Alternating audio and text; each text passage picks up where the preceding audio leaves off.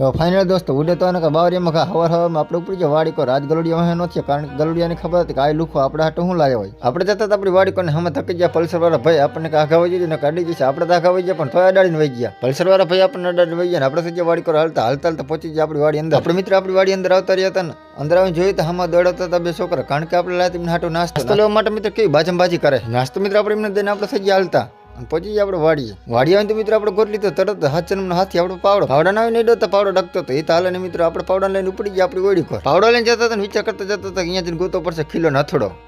નાથોડો ગોતો માટે આપણે ખોલવું પડશે આપણા જૂનાગઢનું જૂનું કબાટ કારણ કે એમાં પડ્યો ખીલો નાથોડો તો આ મિત્ર આપણે જૂનાગઢનું જૂનું કબાટ ને આમાં ગોતું આપણે ખીલો નાથોડો બે તો ખીલો નાથોડો આપણને બી કમ્પ્લીટ મળી ગયું હોય ને આપણે